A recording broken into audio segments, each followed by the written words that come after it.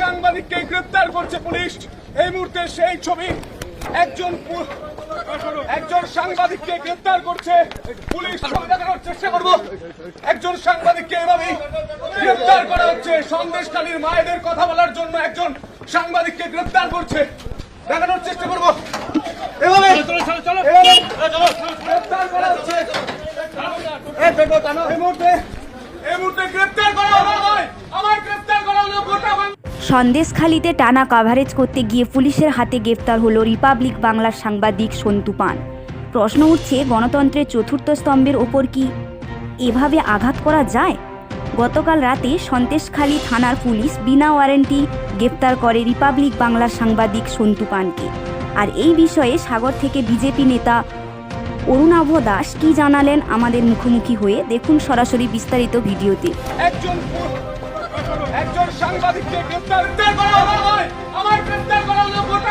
সন্দেশখালীতে Republic বাংলার সাংবাদিকের ওপর যেভাবে এই মমতার পুলিশ বর্বরচিত আচরণ করল, যেটা খুবই দুঃখজনক ও নক্কারজনক ঘটনা।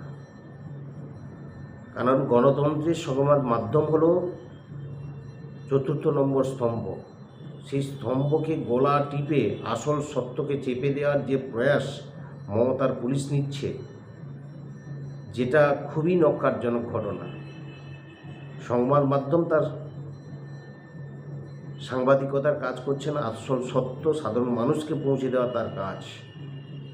আর এইভাবে পুলিশকে লেলিয়ে দিয়ে সাংবাদিকের ওপর অত্যাচার করে আসল সত্যকে চেপে রাখা যায় না। কারণ সন্দেশখালীর ঘটনা আজকে সারা পশ্চিমবাংলার মানুষ, কেন সারা ভারতবর্ষের মানুষ জেনে গেছে যে দ্বিতীয় নন্দীগ্রাম পরিণত হয়ে গেছে এই সন্দেশখালী, যেখানে মা বোনেদের ইজ্জত লুটে নিচ্ছে এই তৃণমূল কংগ্রেসের নেতারা, তাদের বাড়ির সম্পত্তি লুটে নিচ্ছে এই তৃণমূল কংগ্রেসের নেতারা। আর মমতার পুলিশ নিশ্চুপ তাদেরকে বাঁচানোর প্রচেষ্টা। এটা প্রমাণ হয়ে গেল যে পশ্চিমবাংলাতে আইনের শাসন নেই, পশ্চিমবাংলাতে জঙ্গল রাজ চলছে। আর এই পশ্চিমবাংলার পুলিশ আধিকারিকরা শুধু তৃণমূলের জার্সি পরে ব্লক সভাপতিরই কাজ করে যাচ্ছে, যেটা গণতন্ত্রের পক্ষে খুব লজ্জাজনক ও বিপজ্জনক।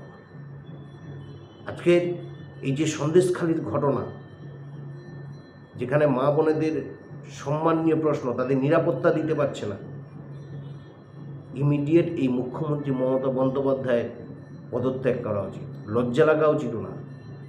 উনি সরকারে আসার সময় প্রতিশ্রুতি দিয়েছিলেন মা বোনেদের নিরাপত্তা দেবেন, তিনি নিরাপত্তা দিতে ব্যর্থ। তিনি জমি অধিগ্রহণের বিরুদ্ধে ছিলেন, চাষিদের পক্ষে ছিলেন। আজকে তার দলের নেতারাই জোর করে জমি লুট করছে, ঘরবাড়ি লুট করছে। তো যাই হোক, দেখুন, আজকে সর্বোপরি বলি, পশ্চিমবাংলাতে আইনের শাসন বলে কোনো কিছু নেই। তার জন্য আজকে রিপাবলিকের সাংবাদিককে উপর বর্বরচিত আচরণ করছে এবং সাধারণ মানুষের উপরে সেই অত্যাচার ধেয়ে আসছে। এটা পশ্চিমবাংলার মানুষ দেখছে। শুধু সময়ের অপেক্ষা করুন, পশ্চিমবাংলার মানুষরা তৈরি আছে কিন্তু এই মমতা ব্যানার্জির মতন একটা দুর্নীতিগ্রস্ত রাজনৈতিক দলটাকে ভোট দিয়ে পশ্চিমবাংলা থেকে উৎখাত করে দেবে, এটুকুই আমি বলে রাখি। নমস্কার, অরুণাভ দাস, মথুরাপুর সাংগঠনিক জেলার হ্যান্ডলুম অ্যান্ড ওয়েবার সেলের কনভেনার, ভারতীয় জনতা পার্টি।